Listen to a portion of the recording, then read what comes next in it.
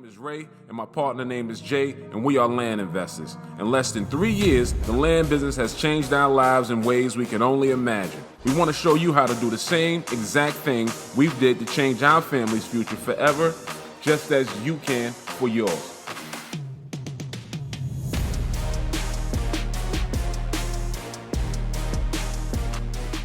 Welcome to Land and Legacy. My name is Ray. My name is Jay. And we are the Acre Boyzz. As usual, we are here with our partner in crime, Mr. Cardigan Harris. I'll let him introduce himself. What's up, peoples? How you guys doing? It's Money Making Monday. Let's get to it. My name is Cardigan Harris in conjunction with Conducive Estates. Here with my brothers here, JCL Land and Legacy. We are boots on the ground. Let's get to it.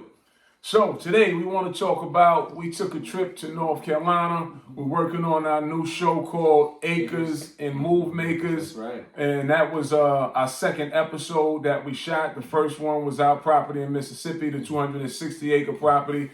This one in North Carolina was 125 acre property. And if you don't know, Acres and Move Makers is a show where we're looking to highlight and showcase minority owners that own acreage over 40 acres or more or special use properties. We'll fly to your city or town, wherever you at, and film your whole property and whatever you have going on with your property. We'll bring our whole camera crew out there and we'll make it into an event and kick it with us for the whole day.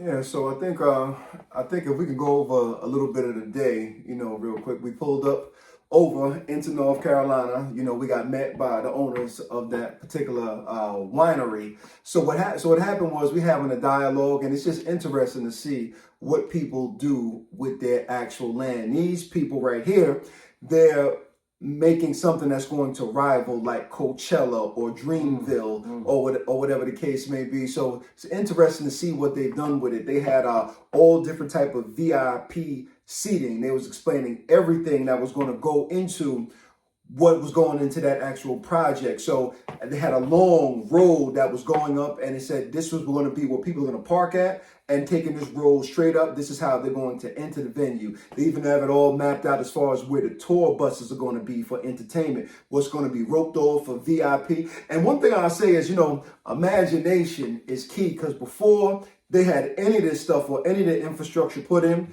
he had it in his mind already. He used to sit out there for hours and just contemplate what to do with it and what would the structure look like? What would the VIP look like? What would the general admission look like? And all of these different things that were already set in place when he was going through it. Not to cut you off, Jay, but he did have it in his mind, but he further went on to show us that he took it from his mind and he put it to paper.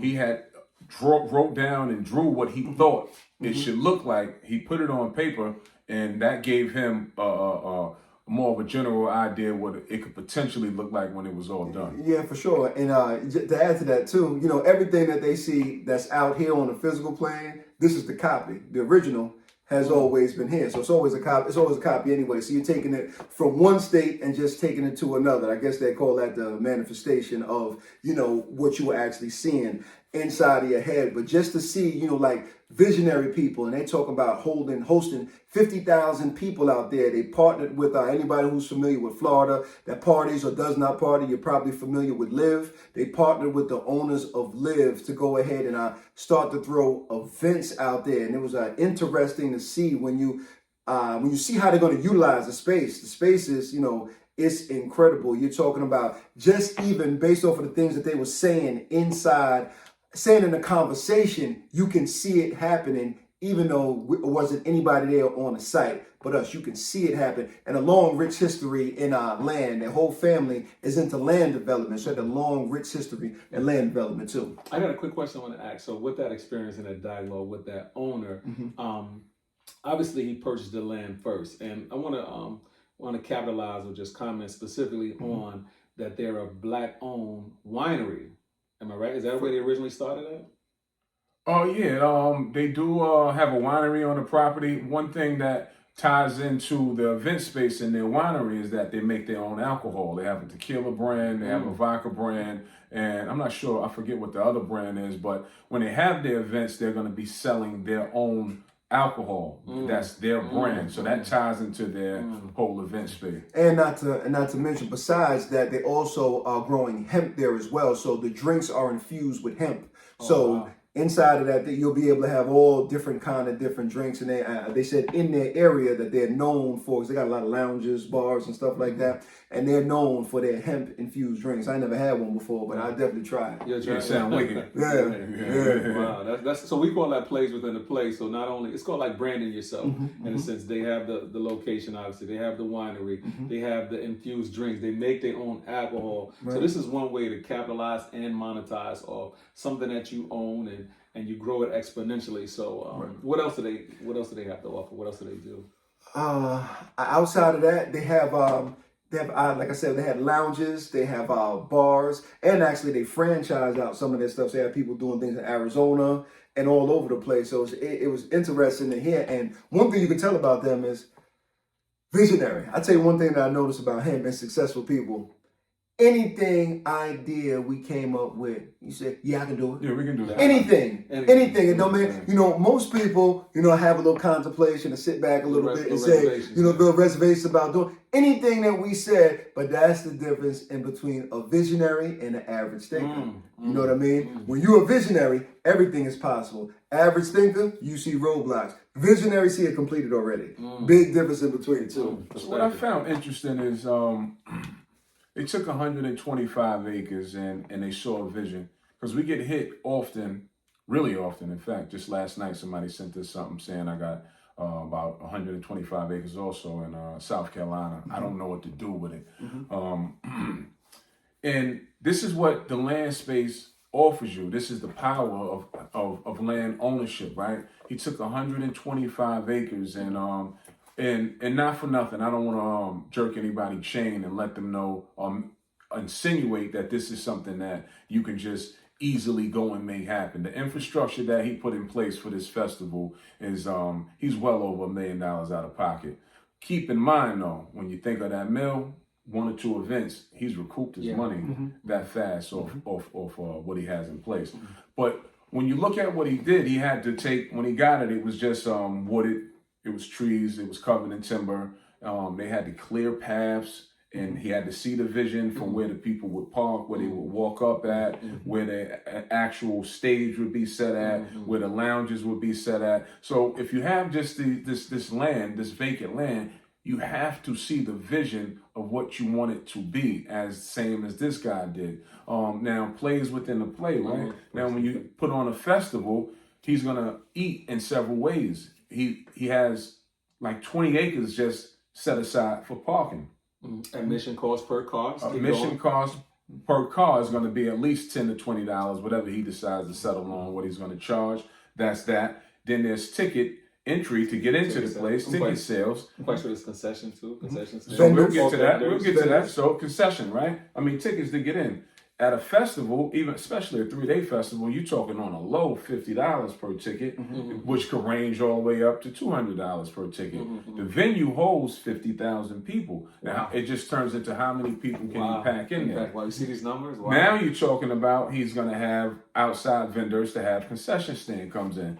What happens with that is he's going to charge them a fee. He's going to get at least 50 to 70 different vendors in there, and then he's going to take percentage off of everything that's sold. His festival is going to be a cashless festival, meaning that you have to swipe with card for payment. So the merchant cards or the merchant swipers. The system is going to be a merchant. Well, he can see and yes, wow. They'll be in control of it, and then you have to pay the house, like like when you're playing when you're gambling, you have to pay the house. You have to pay the house 30%. For being a vendor at the event. He's eating off of that. Now he has his own products there from the winery that he has on his land and the hemp that he's growing off his land. So that's like 4 or 5 different plays. And one more, which is interesting. The VIP seating and standard admission, 2 different things. One come with amenities, hammocks. He's also going to have, what are those things? Cabanas.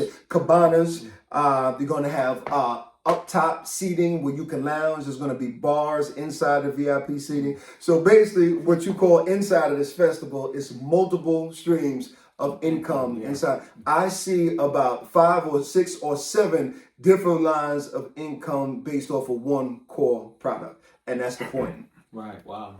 And the last thing that I like what he did with his land is that he didn't go the cheap route, right? When you go to festivals, if we've been to festivals and you got to use the bathroom, you got to go in a nasty ass porta potty. Yeah, they all stink. Who wants to deal with that? This guy took the time. Where the money came in that went into the infrastructure was he took the time to run.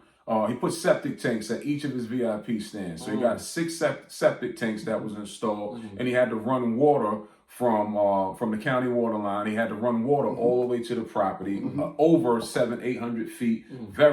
That can cost a lot to run water 800, 900 feet. Then he had to run electric another 800, 900 feet to each building. So he didn't go the cheap route and not give quality asset as far as the bathroom. That's huge. You had a festival in the middle of nowhere. This guy has running water that you can go and use the bathroom, actually flush the toilet, go and wash your hands, get a napkin, and go back and sit down in your section and have a good time. Small detail. So clearly this guy, the owner, he spared no cost in terms of how he wanted to make his venue attractive.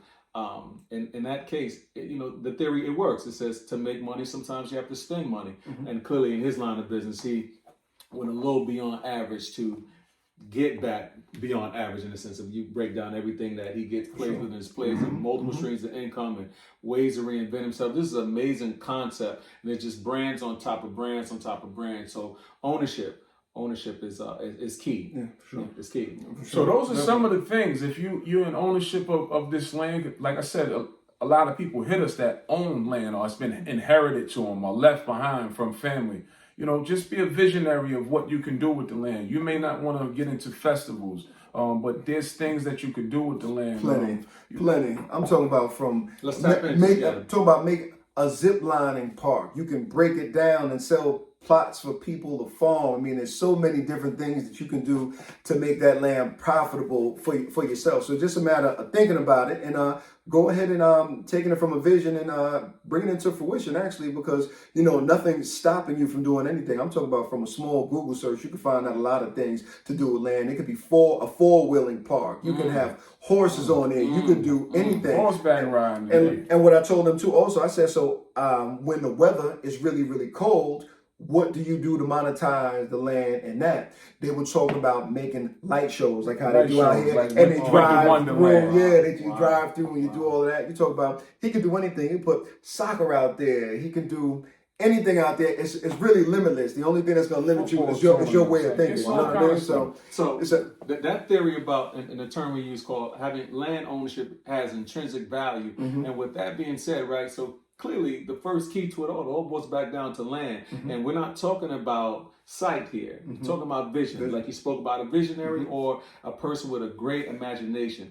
But to capitalize or monetize on all these different aspects to make money in businesses, you gotta have the vision first and you gotta have the land. So it seems like all things all trend back to land ownership. And it's something we spoke about all the time here in our business here. Yeah, first real estate transaction in America. And not to mention, their family, the wife's family has a deep rooted culture in farming. Yeah. So their family has been through a lot of things. They understand land. They currently farming, right now, and they understand a lot about that game and how to do it, and everything is in place already. So like the guys from Baltimore, she is from, I believe, North Carolina. When he came and he married her, he fell inside of a farming family. People who already understood land, already understood how to grow, how to make it and cultivate. So that's a major plus, because you can come in there and figure that stuff out by yourself. But he fell into professionals that were already doing it and already knew how to put everything together. About mentorship. You know what I mean? Yeah, that's right. And that's exactly what he got, mentorship. Yeah, that's it. That's it. Working mentor. Active mentorship. Because it's one thing, like I always say about school, it's one thing somebody teaching you